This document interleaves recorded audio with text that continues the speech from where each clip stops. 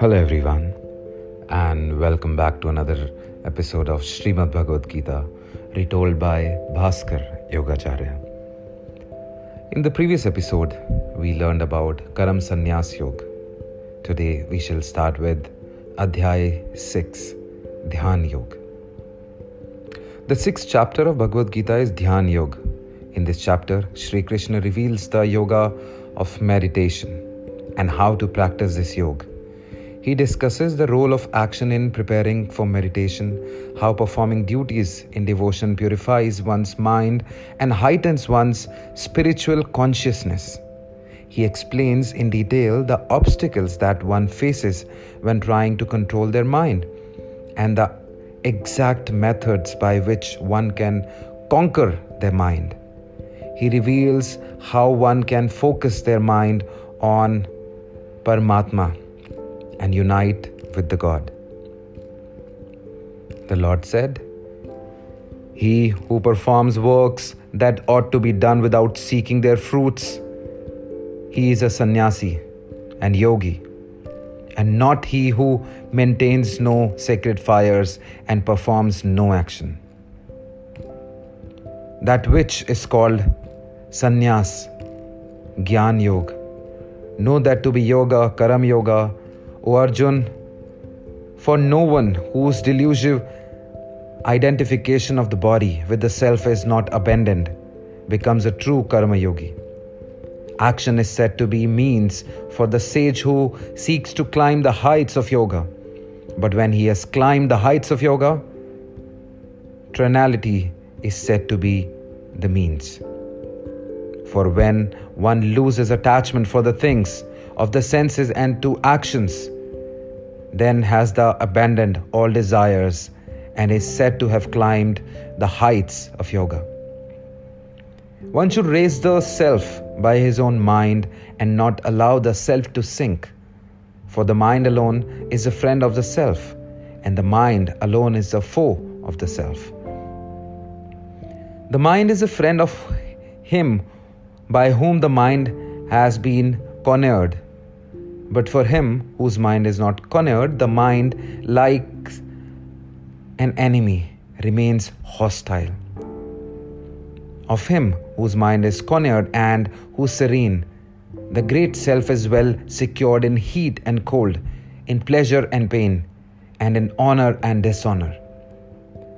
The yogi whose mind is content with knowledge of the self and also the knowledge of the difference of the self from Prakriti, who is established in the self, whose senses are subdued, and to whom earth, stone, and gold seem all alike, is called integrated.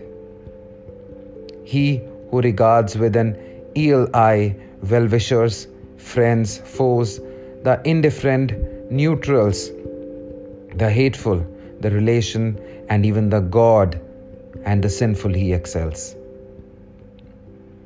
The yogi should constantly fix his mind on yoga, remaining in a solitary place all alone, controlling his thought and mind, free from desire and the sense of possession. Having established for himself in a clean spot, a firm seat which is neither too high nor too low, and covering it with cloth, deer skin, and kusha grass in the reverse order. There, sitting on the seat with the mind concentrated and holding the mind and senses in check, he should practice yoga for the purification of the self. Holding the trunk, head, and neck erect, motionless and steady, gazing at the tip of the nose and looking not in any direction, serene and fearless, firm in the vow of celibacy, holding the mind in check and fixing the thought on me, he should sit in yoga intent on me. Ever applying his mind in this way, the yogi of controlled mind attains the peace which is the summit of beatitude which abides in me. Yoga is not for him who overeats, nor for him who fasts excessively, not for him, O Arjun, who sleeps too much, nor for him who stays awake too long. Yoga becomes a destroyer of sorrow to him who is temperate in food and recreation, who is temperate in actions, who is temperate in sleep and wakefulness, when the subdued mind rests on the self alone, then, free of all yearning for objects of desire, one is said to be fit for yoga. A lamp does not flicker in the wildest place. That is a simple employed for the subdued mind of yogi who practices yoga. Where the mind, controlled by the practice of yoga, rests, and where seeing the self by the self, one is delighted by the self only. Where one knows that infinite happiness which can be grasped by the intellect but is beyond the grasp of the senses, wherein established one severes not from that condition, which having gained, one holds there is no greater gain beyond it, wherein established one is not moved even by the heaviest sorrow. Know this, deliverance from association with misery to be yoga. This yoga must be practiced with determination and with the mind free from despondency, renouncing entirely all desires born of volition and restraining the mind from all the senses on all sides. Little by little, one should withdraw oneself from the objects other than the self with the help of intellect held by firm resolution. And then one should think of nothing else, having fixed the mind upon the self. Wherever the fickle and unsteady mind wanders, he should subdue it then and there, bring it back under the control of the self alone.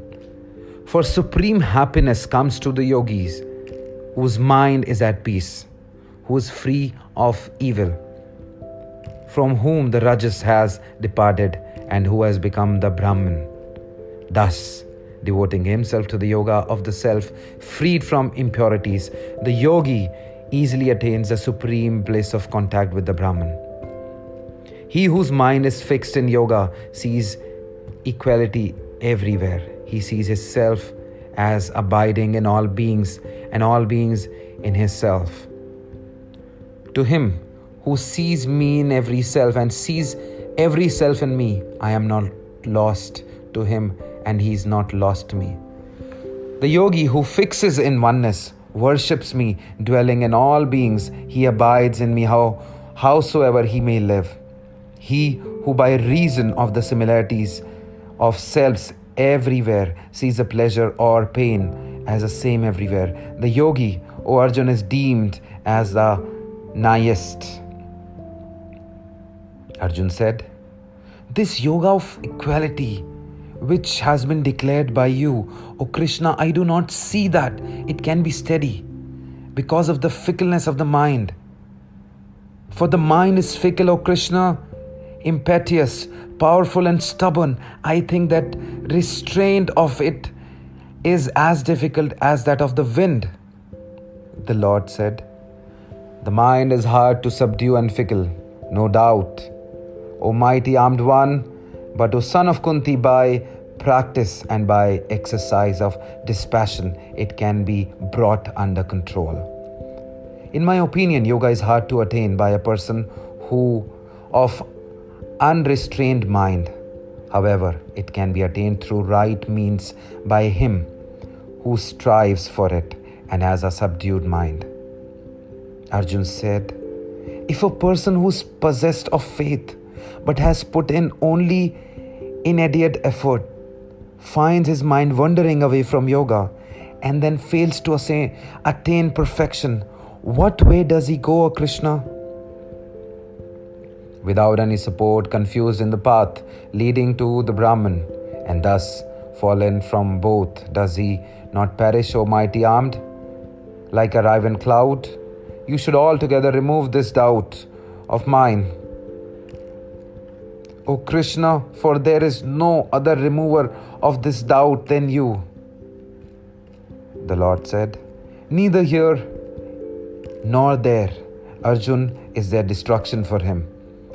For no one who does good ever comes to an evil end. He who has fallen away from yoga is born again in the house of the pure and prosperous after having attained to the world of doers of good deeds and dwelt there for many long years. Or he is born in a family of wise yogis. But such a birth in this world is rarer to get.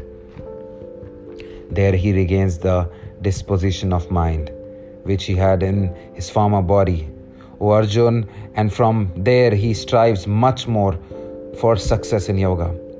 By the power of his earlier practice, he is carried forward even against his will. Even though he is in error about yoga, he transcends the Sabda Brahman, that is Prakriti or matter.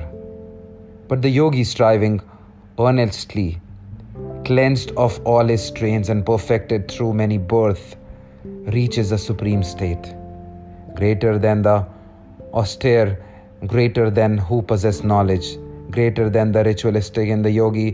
Therefore, O Arjun, become a yogi.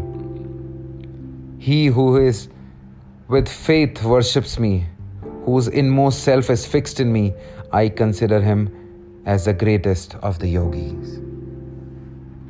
Thank you so much for listening, everyone, and stay tuned for other episodes.